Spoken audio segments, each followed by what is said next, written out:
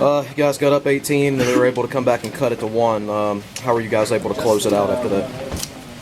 Just discipline. They were making some crazy shots, some tough shots, but that's what they do. They're a young team, and they don't really got nothing to lose. Those are the teams that can scare you and come back. So we just had discipline down the stretch, and we had to finish our possessions with rebounds. That's the third game in a row you guys have allowed double-digit three-pointers, mostly against the zone. What do you guys have to clean up there?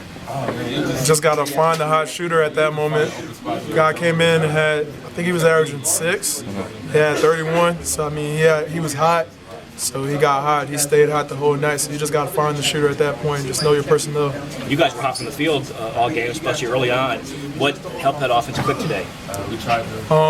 Today we just decided just to throw the ball ahead, move the ball around more, stop looking at the sideline and just calling plays because our advantage is mismatches. So we just took advantage of that and just moved the ball around and everybody got touches and we were able to all be successful. You've looked at your stats this year, but you're shooting 20% higher from three-point range than you did last year and about 20% higher from the field too. What's the biggest difference between yourself this year and last year? I think I just found a rhythm, as far as playing with my teammates, and there's so much space. I got such good teammates for finding me, getting me open, and just shot selection. I've been taking better shots and just trying to get to the paint and make a good play for the team. My main focus isn't percentage. I'm just trying to help the team win and just trying to do that on whatever type of minutes I get. What's your thoughts on the zone defense right now? It's kind of gotten lit up for three-pointers the last few games. Where are you guys right now with that zone? I mean, it's progressing. We definitely took a step forward in it today. You're always going to have somebody who's going to hit some shots, but I think when you just keep playing hard like we did tonight, and things are going to fill out for themselves. You guys weren't expecting a 31-point night from Chapman, who averages 6 or 7 a game. How was he able to get hot like that? He was just finding the open spots in our zone. He was sneaky. Like anytime they drove, he would find an open spot and knock it down. And it was our fault for letting him get open. What's the key to you guys improving your zone defense from here on out? It seems like been a lot of open three-point shots recently. Yeah, we just know personnel, know what the other team can do. We tried to do the same thing with UNC, but they were knocking shots down. We didn't really adjust to the shooters. And today we adjusted to number 25, Chapman. And that's our fault. You guys, you're in the middle of a stretch where you play 4 out of 5 games on the road. Today was your one home game in that stretch, so how big was it to get this home win? Yeah, we'd take any type of home win at all. We appreciate it. We love the fans, how they come out, support us, and it's a big energizer. Yeah, we'll take them. You guys have played a lot of zone the last few games. How would you assess your progress in that area? Better. Statistically, if you only look at field goal percentage defense, better than we were the first 6 games. I think tonight, field goal percentage-wise, would have been the best. I also think that there's a lot of different thoughts on it.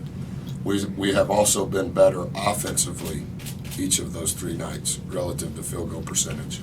So I don't know if we have enough data. We've only been doing it for a week. I don't know if we have enough data to completely be able to be conclusive that it's the right thing. But we did win 1 road game. We lost to an incredible team at Carolina, and then we won tonight. So if in the end it's wins and losses, then we'll probably take 2 and 1 in a 7-day stretch with 2 of them on the road.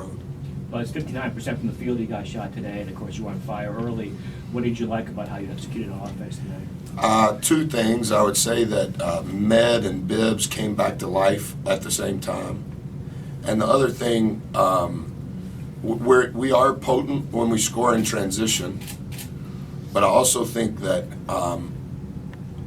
typically when we're able to get out in transition, the ball is going to move faster on that possession and possessions that follow. And I thought that the ball moved in the air just as much or maybe slightly more than it did on the ground.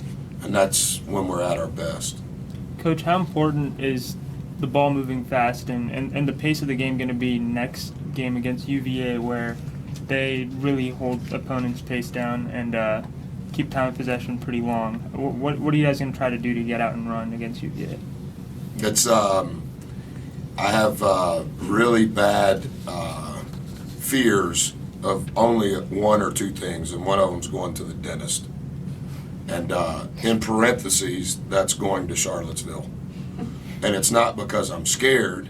I know it's not going to necessarily be something catastrophic, but it's the polar opposite of how I like to play, how I like to coach, and Coach Bennett is a star in that regard. It's going to be ultra slow. The value of a possession is incredibly important. They're one of the best teams in the country on both ends of the floor, but it's not going to be a 70 possession game the way it was tonight. I think if it could be half court, check it every time, I think that's probably how they would prefer it to be. But relative to how they go about it, it is incredibly almost impossible to argue that it's not the right thing because they've been very successful with it.